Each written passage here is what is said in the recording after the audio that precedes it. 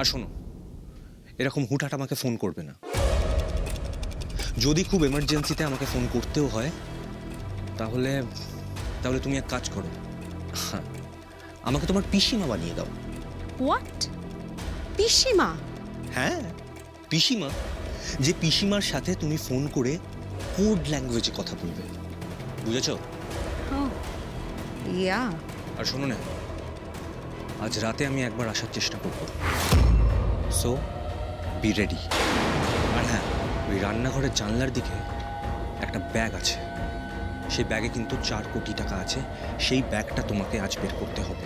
কি কি বলছো তুমি অভ্র? আজকে রাতে যদি আবার কিছু একটা করতে গিয়ে ওরা ধরে ফেলে, তখন তো সন্দেহ করবে আমায়। নেহা, তুমি একটু বুদ্ধি ইউজ করো। বাড়ির সবাইকে একটা ঘুমের ওষুধ টষুধ কিছু একটা খাইয়ে দাও। হ্যাঁ, তুমি বরঞ্চ একটা কাজ করো, তুমি রান্না করে বাড়ির লোকেদের কিছু একটা খাওয়াও, আর তার মধ্যে ঘুমের ওষুধ মিশিয়ে দাও। হোয়াট? আমি রান্না করব আর তোমার বাড়ির লোকেরা আমাকে করতে দেবে? কেন দেবে না নেহা? আফটার অল তুমি আমার বউ। তুমি গিয়ে তাদের বলবে রান্নাঘরে তোমারও অধিকার আছে। আর যদি রান্না করতে না দেয় তারপরেও, তখন যে ভয়টা দেখিয়েছিলে সে ভয়টাই দেখাবে, পুলিশ। দেখবে তখন আর কেউ ট্যাপু করবে না। তুমি শুধু রাতের বেলা নিজের রান্না করা খাবারের মধ্যে ওষুধ মিশিয়ে ওদেরকে ঘুম পাড়িয়ে দাও, আর কাজটা হাসিল করে নাও, বুঝলে? এখন আমি রাখছি, বাই। Okay, by. ব্যাস, এবার আস্তে আস্তে আমি পুরো টাকাটাই নিজের হাতের মুঠোতে নিয়ে চলে আসব। তারপর নেহাকে নিয়ে আর ভাগটা দিয়ে দেবো, আর তারপরে সুমন্তর বাকি জীবনটা এই টাকার সমুদ্রে আমি সাঁতার কাটবো।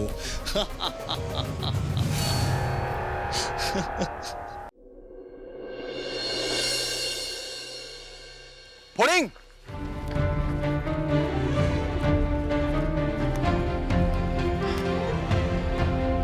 তাহলে সত্যি সত্যি চলে যাচ্ছেন?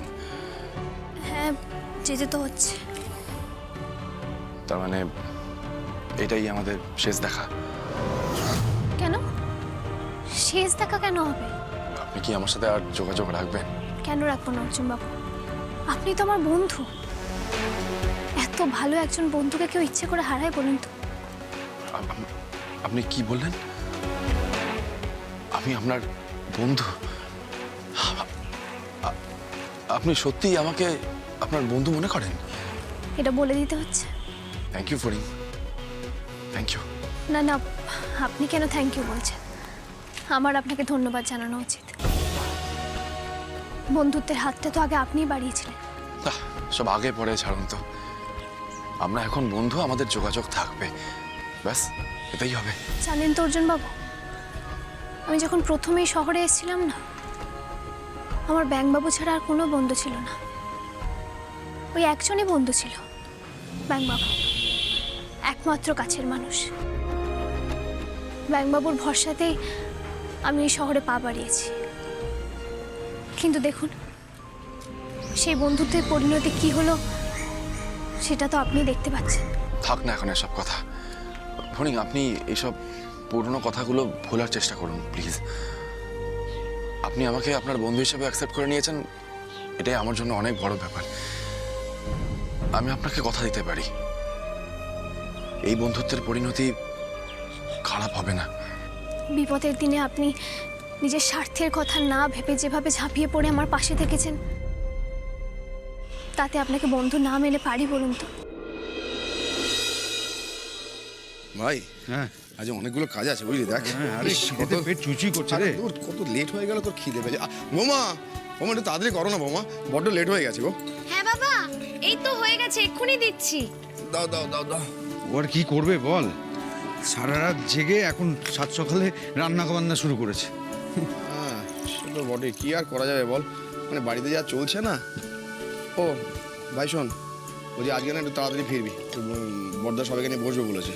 হ্যাঁ রে, একটা আলোচনা দরকার বুঝলি। কি? পুরো ব্যাপারটাই না ঘেটে গেছে। এই বাড়িটা যে কদিন ধরে কিভাবে চলছে ঈশ্বরই জানেন। কোনো সিস্টেম নেই, যে পারছে সে ঢুকে পড়ছে। আর বলিস না। দিদি বলছি আমাকেও কিছু একটা করতে দাও না গো। তুমি এখানে? কেন আমি এখানে আসতে পারি না? না মানে তোমাকে এক কথা কতবার বোঝাতে হবে গো? দেখছো তো বাড়ির লোকেরা পছন্দ করছে না। তোমরা সবাই মিলে আমার সঙ্গে এরকমটা কেন করছো বলো তো? আমিও তো এবারের বউ, দাও না আমাকেও কিছু একটা কাজ করতে দাও না। দরকার নেই, তুমি যাও গিয়ে রেস্ট নাও, দরকার পড়লে বলবো। সারাদিন তো বসেই আছি গো দিদি, আসলে এরকম বসে থাকার অভ্যেসটা না আমার একদম নেই গো। সংসারের সব কাজ একা হাতে করতাম তো। তুমি তুমি বরং আমাকে বলো কি করতে হবে, আমি করে দিচ্ছি। আচ্ছা এঁটো বাসন নেই, আমি বরং কলতলায় গিয়ে বাসনগুলো মেজে দিয়ে আসি, কেমন?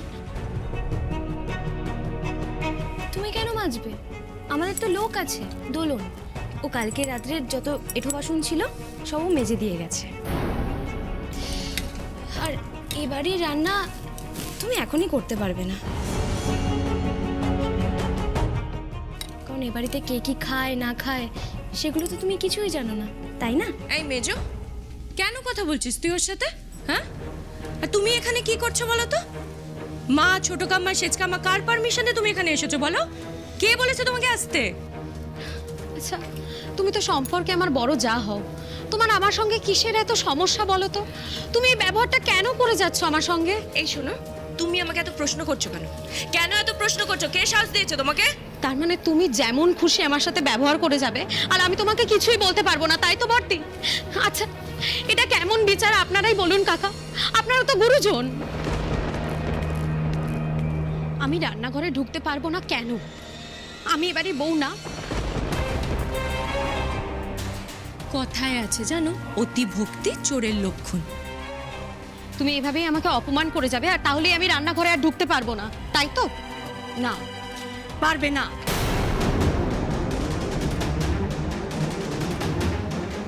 যতক্ষণ না আমি বলছি তুমি রান্নাঘরে ঢুকতে পারবে না। তাহলে এবার বন্ধুর সাথে বন্ধুর বাড়ি চলুন। না অর্জুন বাবু, এবারটা জোর করবেন না। আমি আপনার কথা রাখতে পারবো না, তাতে আমারও কষ্ট হবে। দেখুন, আপনি কিন্তু আপনার বাড়ির লোকদের ভুল বুঝবেন না, ওদের সমস্যাটাও তো বুঝতে হবে। মধ্যবিত্ত সংসার, পাড়া প্রতিবেশী যদি এভাবে বলে ওরাই বা কী করে সহ্য করে বলুন তো? সবাই তো চায় পাড়া প্রতিবেশী আত্মীয় স্বজনকে খুশি রাখতে। তাই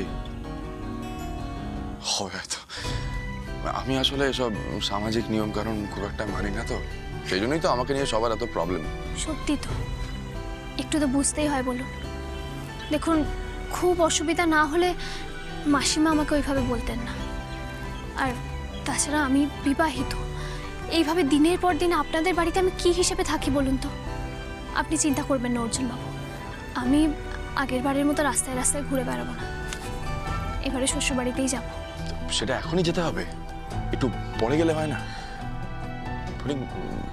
নিশ্চয়ই আপনাকে এমন না কিছু না না না, আপনার বাড়ির লোক কেউ কিছু বলেনি। দেখুন, ওই বাড়িতে যাওয়াটা না আমার খুব দরকার। ওখানে কি চলছে আমি কিছুই বুঝতে পারছি না। ব্যাংবাবুর বউ বলে যে মেয়েটি ওই বাড়িতে এসছে, আমাকে একবার তাকে দেখতে যেতে হবে, একবার কথা বলতে হবে ওর সাথে। আমি তো নিজে দেখলাম, সাগর দাদাও যা বললো তাতে মনে হয় মেয়েটি খুব চালাক।